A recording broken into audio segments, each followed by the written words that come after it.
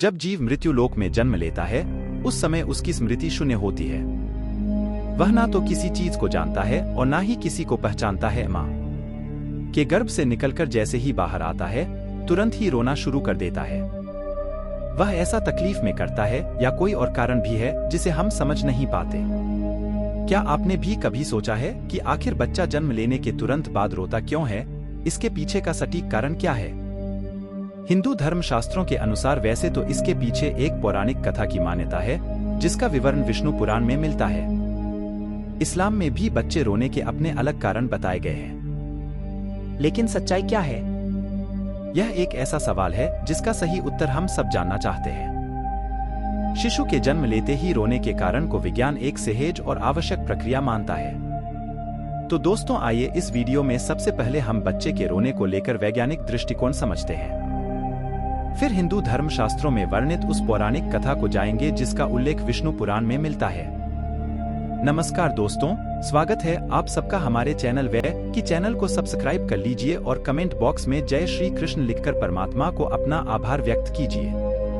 दोस्तों, नए जीवन की प्रक्रिया पुरुष और स्त्री के समागम के साथ शुरू होती है, जिसके फलस्वरूप जीव को एक नए शरीर के रूप में स्त्री के गर्भ में स्थान मिलता है।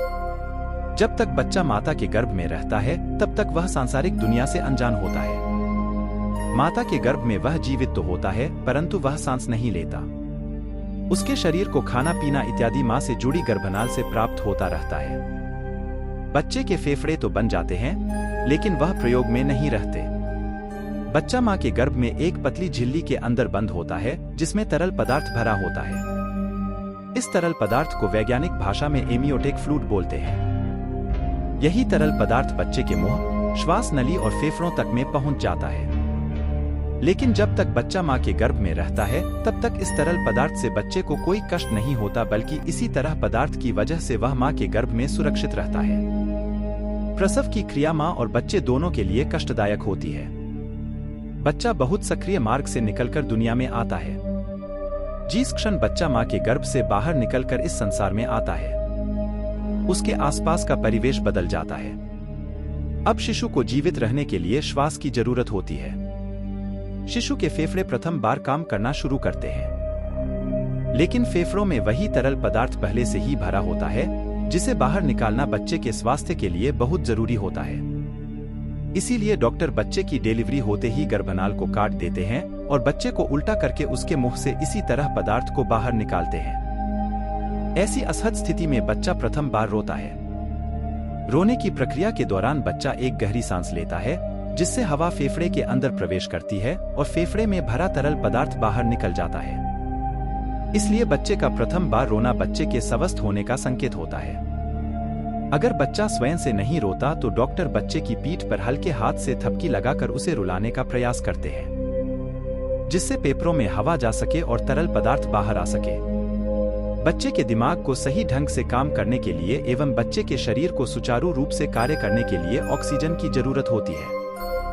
जिन बच्चों के फेफड़े से तरल पदार्थ नहीं निकल पाता उनके फेफड़े में पर्याप्त हवा नहीं पहुंच पाती। ऐसा होना बच्चे के जीवन के लिए खतरा होता है और दिमाग को पर्याप्त ऑक्सीजन न मिल पाने के कारण उन्हें किसी प्रकार की मानसिक बीमारी भी हो सकती है। तो दोस्तों, यह बातें थी विज्ञान की। आइए अब जानते हैं पैदा होते ही बच्चे के रोने को लेकर धर्म ग्रंथों में क्या लिखा है। शिशु जब प्रथम बार रोता है तो उसके रोने का स्वर कुछ इस प्रकार सुनाई देता है जैसे वह पूछ रहा हूँ, कहाँ हूँ मैं, कहाँ हूँ। विष्णु पुराण के मुताबिक जब ब्रह्मा जी सृष्टि की रचना कर रहे थे उन्होंने स्वयं जैसा पुत्र पैदा करने का विचार किया तो उनकी माया से गोद में एक मायावी बालक प्रकट हुआ। ये बालक रोते हुए ब्रह्मा जी की गोद में उथल पुथल करने लगा। जब ब्रह्मा जी ने उस बालक से इसकी वजह पूछी तो उस बालक ने प्रश्न किया, मैं कौन हूँ, मैं कहाँ हूँ, मेरा क्या नाम है। इस पर ब्रह्मा जी कहते हैं कि पैदा होते ही तुमने रोना शुरू कर दिया, इसलिए मैं आज से तुम्हारा नाम रुद्र रखता हूँ। ऐसी मान्यता है कि इस बच्चे के जन्म से पहले किसी बच्चे ने रोना शुरू नहीं किया था।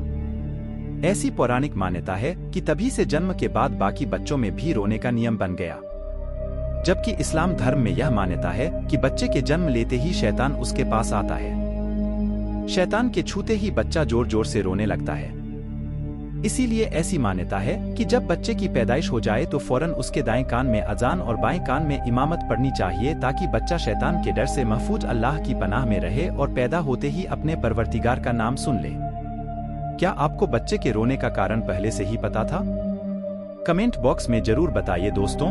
अगर आपको इस विषय से जुड़ी कोई अन्य जानकारी चाहिए तो आप डिस्क्रिप्शन में दिए गए हमारे और वीडियो को देख सकते हैं। दोस्तों, आशा करते हैं कि आपको हमारी यह कोशिश पसंद आई होगी।